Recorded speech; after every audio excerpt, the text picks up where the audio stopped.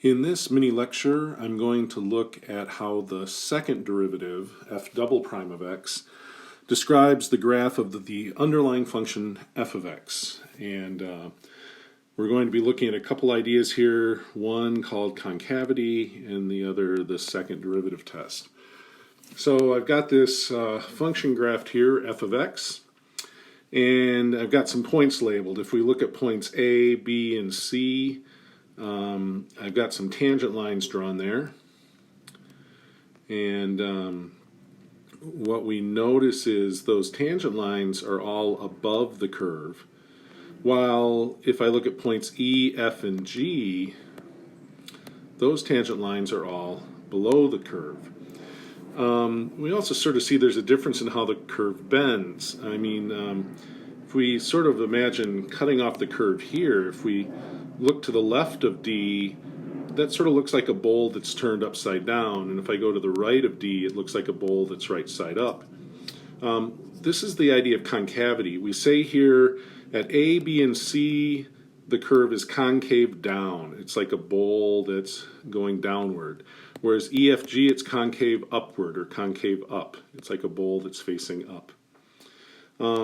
Now also I've labeled the values of the slopes here. So from A, that's a relatively steep positive tangent, so I've just guessed that it's m equals 4.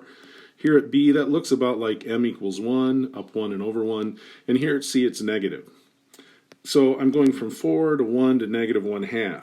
The slopes are decreasing there. I'm going from positive 4 to positive 1 to negative 1/2. As I go from E to F to G, I'm going from negative 1/2 to positive 1 to positive 4. So there my slopes are increasing.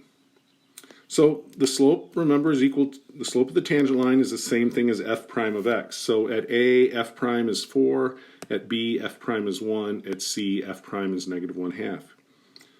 So what's happening there, I've got that f prime of x is decreasing. The derivative is going down because the slopes are going down. But if a function is decreasing, that means its derivative is negative. Well, if f prime of x is decreasing, these slopes are decreasing, that means the derivative of f prime, which would be f double prime, the second derivative, that must be negative, right? If a function is decreasing, its derivative is negative. So if f prime of x is decreasing, then f double prime is negative. On the other hand, going from E to F to G, it's the opposite. I'm going from a slope of negative 1/2 to a slope of positive 1 to a slope of positive 4. Those slopes are increasing. That means f prime of x is increasing, which means f double prime of x must be positive. And I've summarized that information down here in this table, right? So from A to D, it's concave downward.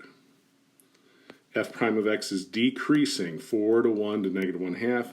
That means f double prime would have to be negative. Whereas from D to G, it's concave upward. F prime of x is increasing from negative 1/2 to 1 to 4. So that means f double prime would have to be positive. What about point D itself here in the middle? That's where it's changing from concave downward to concave upward. That's called a point of inflection, or sometimes an inflection point. Let's see, let's go to the next page. So, a couple things about this then. The concavity test just summarizes what I just said in that table basically. If f double prime of x is greater than 0 on an interval, then it's concave upward. If f double prime of x is less than 0 on an interval, then it's concave downward on that interval. Now, if I look at this graph of f again, and I've taken out most of these points. I just have point H, and point I. And point H here is at the top of a peak. We call that a local maximum. Point I is the bottom of a valley. We call that a local minimum.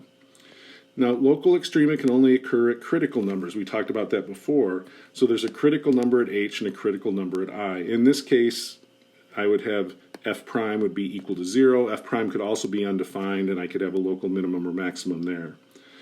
At point H, it's concave downward. At point I, it's concave upward. that really sort of forces h to be at the top of a hill and I to be at the bottom of a valley. So this leads to this second derivative test.